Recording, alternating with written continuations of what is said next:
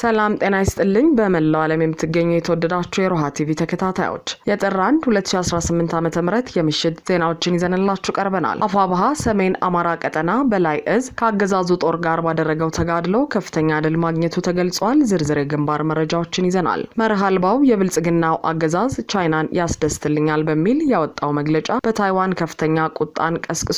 ሰሙታላችሁ። የቂሊንጦ ማረሚያ ቤት ከፍተኛ ቁጥር ባላቸው እስረኞች መጨናነቁን ራሱ ብልጽግና የሚመራው ኢሰመኮ ገልጿል። በትግራይ ክልል ከፍተኛ የጦርነት ስጋት እንዳለና ክልሉ ከባድ አደጋ ውስጥ መሆኑ ተገልጿል። ውድ አድማጭ ተመልካቾቻችን አብራችሁን ልትቆዩ ከፈቀዳችሁ እነዚህ መረጃዎች በዝርዝር የምናሰማችሁ ይሆናል። ሮሃ ቲቪ ወቅታዊና ሀቀኛ መረጃዎች እንዲደርሷችሁ ቻናሉን ሰብስክራይብ፣ ላይክ እና ሼር በማድረግ አሁኑኑ ቤተሰብ ይሁኑ። አፋብኃ ሰሜን አማራ ቀጠና በላይ እዝ ከአገዛዙ ጦር ጋር ባደረገው ተጋድሎ ከፍተኛ ድል ማግኘቱ ተገለጸ። ዛሬ ጥር 1 2018 ዓ.ም ከንጋቱ 11 ሰዓት ጀምሮ የዳግማዊ ቴዎድሮስ ኮር 5 አካሎች በምስራቅ በለሳዋ ጣይመን ከተማ ሰፍሮ የሚገኘውን የብልጽግና ወንበር አስጠባቂ ሰራዊት በሶስት አቅጣጫ ወደ ካምፑ ዘልቆ በመግባት ሲመቱ ታርፍደዋል። በጨበጣ ውጊያ አገዛዙን ሁለት ምሽጎች በመድረማመስ የአብይን ኃይል እያሯሯጡ ሻምበል መሪዎችን በመደምሰስ ቀሪዎቹን አባላት ሙት ቁስለኛና መጨረሻ ምርኮኛ አድርገዋቸዋል። በዚያው ደውጊያ ላይ የኮሩ ተወርዋሪ ኃይል አጼ ያሱ ክፍለ ጦር፣ ዞዛምባ ክፍለ ጦርና የንስር በለሳ ክፍለ ጦር የተወሰኑ አካላት እንዲሁም የኮሩ የስራ አስፈጻሚ አካላት በውጊያው በመሳተፍ የብልጽግናን ጦር አንገት ያስደፋ ድል እንዲመዘገብና ጎንደር የበጋሻው ክፍለ ጦር የቆረጣ ውጊያ ስልትን በመጠቀም ከፍተኛ ድል አስመዝግበዋል። በውጊያው ከተገኙ ድሎች መካከል 1000 የብሬን ተተኳሽ፣ 2000 ክላሽንኮቭ ተተኳሽ፣ 100 የእጅ ቦምብ፣ 2 የመገናኛ ራዲዮ፣ 3 ብሬንና መትረየስ እንዲሁም ከ55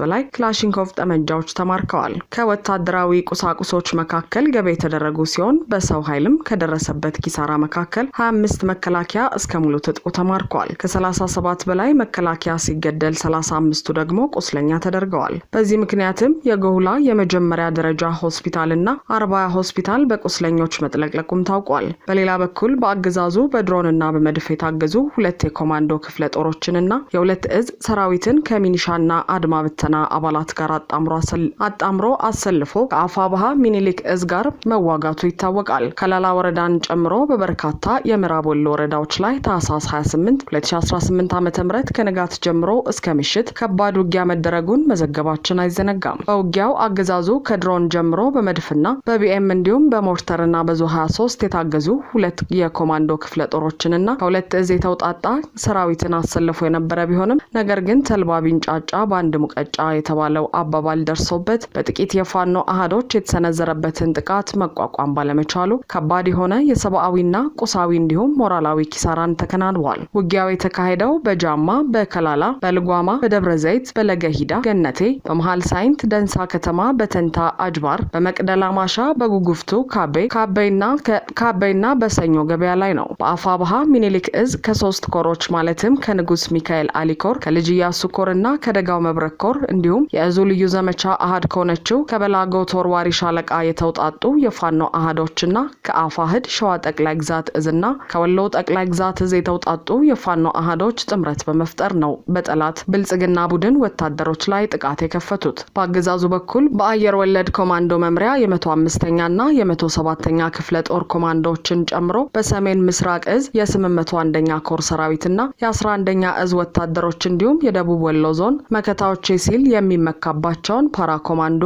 የሚል መጠሪያ ያላቸው የሚሊሻ አባላትና የአድማ ብተና አባላት በወረዳ ካድሬዎች መንገድ መሪነት የድሮንና የመድፍ የዙ 23ና የሞርተር እንዲሁም የቢኤም ሽፋን እየሰጠ ያሰለፈ ቢሆንም ይህ ሁሉ ሰራዊት የፋኖን ጥቃት መቋቋም አቅቶት ከባድ ሽንፈትን ተከናንሞ ብሏል። በውጊያው 4 ብሬን፣ 1 ስናይፐር እና 170 ክላሽንኮቭ መሳሪያ፣ 2 ወታደራዊ ኦራል ተሽከርካሪዎች ከነጫኑት ሬሽንና ተተኳሽና 146 ወታደሮችና በርካታ ወታደራዊ መገናኛ ራዲዮኖች በፋኖ መማረካቸውም ተረጋግጧል። በተጨማሪም ያገዛዙ ብልጽግና ቡድን ከለላ ወረዳ ውስጥ ለገና በዓል ለእርድ አዘጋጅቷቸው የነበሩ 4 ሰንጋ በሬዎችና በርካታ ኩንታል የምግብ እህል በፋኖ ቁጥጥር ስር ውሏል። በዚህ ውጊያ ከተገደሉት በመቶዎች የሚቆጠሩ የመከላከያ ሰራዊት አባላትና የሚሊሻ እንዲሁም የአድማ ብተና አባላት በተጨማሪ መንገድ ሲመሩ የነበሩ በርካታ የወረዳ አመራሮችም ተገድለዋል። ከፊሎቹም በከባድ ሁኔታ ቆስለዋል። መከላከያን መንገድ ሲመሩ በመስመሩ ተገኝተው ከተገደሉ የወረዳ አመራሮች መካከል የከላላ ወረዳ ገንዘብ ጽህፈት ቤት ዕቃ ግምጃ ቤት ኃላፊ አቶ አሚኑ አህመድ፣ የወረዳው ሲቪል ሰርቪስና የሰው ሀብት ልማት ጽህፈት ቤት ኃላፊ አቶ አሊ አህመድ የሱፍ እንዲሁም የወረዳው ሚሊሻ ጽህፈት ቤት የሰላም አስከባሪ ሂደት ኃላፊ ሳጅን አልዩ አህመድ አብዲን ጨምሮ ሌሎች የወረዳው ጸጥታ ቢሮ አመራሮችና አባላት እንደሚገኙበት ታውቋል። መርህ አልባው የብልጽግናው አገዛዝ ቻይናን ያስደስትልኛል በሚል ያወጣው መግለጫ በታይዋን ከፍተኛ ቁጣን ቀሰቀሰ። በሶማሊላንድ ሪፐብሊክ የሚገኘው የታይዋን ተወካይ ጽህፈት ቤት የብልጽግናው አገዛዝ በአንድ ቻይና መርህ ላይ የሰጠውን ድጋፍ ተቃውሟል። ታይዋን ላይ የተሰነዘሩትን አስተያየቶች ሐሰት ናቸው ሲል የገለጸው ጽህፈት ቤቱ ብልጽግና ቤጂንግ በታይዋን ላይ ያላትን አቋም መደገፉ በእጅጉ እንዳሳዘነውም አስታውቋል። ጽህፈት ቤቱ ይህን ምላሽ የሰጠው የቻይና የውጭ ጉዳይ ሚኒስትር ዋንጊዮ ከታህሳስ 30 እስከ ጥር 1 2018 ዓ.ም በኢትዮጵያ ባደረጉት ጉብኝት ከአብይ አህመድ እና ከጌዲዮን ጢሞቴዎስ ጋር መወያየታቸውን ተከትሎ ይፋ በሆነ የጋራ መግለጫ ብልጽግና ታይዋን ከቻይና ግዛት የማትነጠል አካሏ ናት፣ በዓለም ላይ ያለችው አንዲት ቻይና ብቻ ናት፣ የህዝባዊት ሪፐብሊክ ቻይና መንግስትም መላው ቻይና የሚወክል ብቸኛው ህጋዊ መንግስት ነው በማለት ለአንድ ቻይና መርህ ያላትን ጽኑ ድጋፍ ማረጋገጧን ተከትሎ ነው። የታይዋን ተወካይ ጽህፈት ቤት በበኩሉ የቻይና ሪፐብሊክም ሆነ የቻይና ህዝባዊ ሪፐብሊክ የተለያዩና ራሳቸውን የቻሉ መሆናቸውን ገልጿል። በተጨማሪም የተባበሩት መንግስታት ድርጅት ጠቅላላ ጉባኤ ውሳኔ ሀሳብ 2758 ስለ ታይዋን እንደማይጠቅስ እንዲሁም የቻይና ህዝባዊ ሪፐብሊክ ታይዋንን ወይም ህዝቧን በተባበሩት መንግስታት ድርጅትና በተለያዩ ተቋማቱ እንዲወክል ስልጣን እንዳልሰጠው አጽንኦት ሰጥቷል። ጽህፈት ቤቱ የኢትዮጵያ ቻይናን በጭፍን መከተል እንድታቆም ጥሪ ያቀረበ ሲሆን የቀጠናውን ሰላምና መረጋጋት የሚያናጉ ንግግሮችን እና ድርጊቶችን ከመደገፍ እንድትቆጠብም አስጠንቅቋል። የታይዋን ሉዓላዊነት የታይዋን ህዝብ ነው። የታይዋንን የወደፊት እጣ ፈንታ መወሰን የሚችሉት እነሱ ብቻ ናቸው ሲል ጽህፈት ቤቱ ገልጾ ታይዋን ዲሞክራሲንና ነጻነትን ለማስጠበቅ ከዲሞክራሲያዊ አጋሮች ጋር ትብብርን ለማጠናከርና በአካባቢው ያለውን ሰላምና ደህንነት ለመጠበቅ የአምባገነንነትን መስፋፋት መቃወሟን እንደምትቀጥልም አክሏል። በመርህ አልባ ዲፕሎማሲያዊ ግንኙነት ከጎረቤት አገራት ጋር ከፍተኛ ቁርሾ ውስጥ የገባውና ቀጠናውን የጦርነት ቀጠና ለማድረግ እየተንቀሳቀሰ ያለው ብልጽግና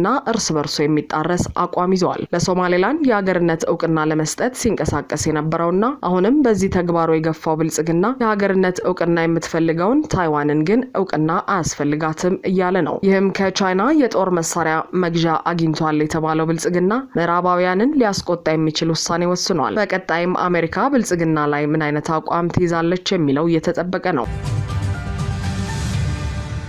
የቂሊንጦ ማረሚያ ቤት ከፍተኛ ቁጥር ባላቸው እስረኞች መጨናነቁን ራሱ ብልጽግና የሚመራው ኢሰመኮ ገለጸ። በገለልተኝነት ቢቋቋምም አገዛዙ ካልዘወርኩት የሚለው የኢትዮጵያ ሰብአዊ መብቶች ኮሚሽን ቂሊንጦን ማረሚያ ቤት መያዝ ከሚችለው የእስረኞች ቁጥር በላይ በመያዙ ከፍተኛ መጨናነቅ ተፈጥሯል ብሏል። ኢሰመኮ ማረሚያ ቤቱ ለአካለ መጠን ያልደረሱ ተጠርጣሪዎችን ከሌሎች ተጠርጣሪዎች ለይቶ አለመያዙ አሳሳቢ እንደሆነም ገልጿል። በማረሚያ ቤቱ የተወሰኑ ዞኖች ለተጠርጣሪዎች በቂ የመንቀሳቀሻ ቦታ እንደሌለና ተጠርጣሪዎች እንዲይዙት የሚፈቀድላቸው ዝቅተኛ የገንዘብ መጠን 200 ብር ብቻ መሆኑ አስፈላጊ ሸቀጦችን ለመግዛት በቂ እንዳልሆነም ኮሚሽኑ ጠቅሷል። ማረሚያ ቤቱ ለአንድ ተጠርጣሪ የዕለት ቀለብ የመደበው 35 ብርም ምግብ ለማቅረብ በቂ አይደለም ተብሏል። መዝጊያ የሌላቸው መጸዳጃና መታጠቢያ ቤቶችን ጨምሮ የተወሰኑ የውሃ ቧንቧዎች አገልግሎት ያቆሙ መሆናቸው በኮሚሽኑ የተነገረም ሲሆን ተጠርጣሪዎች የሚፈልጓቸውን መጽሐፍት ለማስገባት መቸገራቸውን በዚሁ ሪፖርት ተጠቅሷል።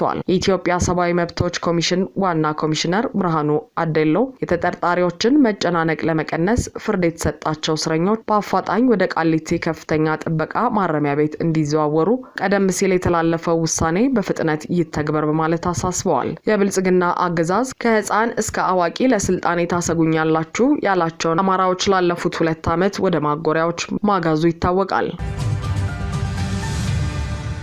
በትግራይ ክልል ከፍተኛ የጦርነት ስጋት እንዳለና ክልሉ ከባድ አደጋ ውስጥ መሆኑ ተገለጸ። ትግራይ ክልል በአሁኑ ወቅት በኢኮኖሚያዊ፣ ፖለቲካዊ፣ ማህበራዊና የጸጥታ ስጋት ቀውስ ውስጥ እንደሚገኝ በክልሉ የሚንቀሳቀሰው የአረና ፓርቲ መሪ ገልጿል። የአረና ትግራይ ለዲሞክራሲና ለሉዓላዊነት የተሰኘው ፓርቲ ሊቀመንበር አቶ አምዶም ገብረስላሴ ለዶቼ ቬሌ የክልሉን አሁናዊ ሁኔታ ህብረተሰቡ በረሃብ የሚሞትበት በሕክምናና የመጠለያ እጦት ያለባት ወታደራዊ ፍጥጫ ፍጥጫዎች ያሉባት እንዲሁም ሰላሟ በአንድ ቀን በአንድ ሰከንድ መበላሸት የሚችልበት ሁኔታ በመኖሩ የትግራይ ህዝብ በጣም በአስቸጋሪ ሁኔታ ውስጥ ነው ማለት ይቻላል በማለት ገልጸውታል። በክልሉ ባሉ እንቅስቃሴዎች ምክንያት ደስ የማይል ወደ ጦርነትና ወደ ከፋ ችግር ልትገባ የምትችል ትመስላለች ሲሉም አብራርተዋል። ክልሉ ከጦርነት ፋታ አግኝቶ ብዙም ሳይቆይ የሌላ ጦርነት ስጋት ያንዣበበበት እንደመሆኑ የህብረተሰቡ የዕለት ተዕለት ኑሮና እንቅስቃሴ ምን ይመስላል የተባሉት የፖለቲካ ፓርቲ መሪው በፕሪቶሪያው ስምምነት መሰረት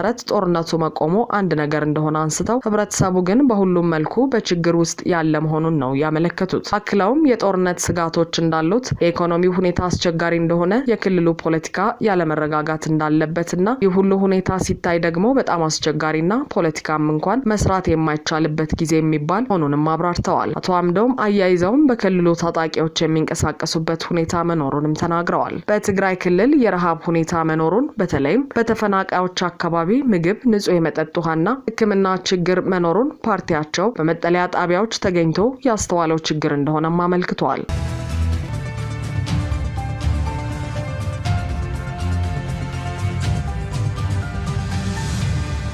አድማጭ ተመልካቾቻችን የሰዓቱ የሮሃ ቲቪ ዜናዎች የተከታተላችኋቸውን ይመስሉ ነበር። አብራችሁን ስለነበራችሁ ከልብ እናመሰግናለን። ሰላም።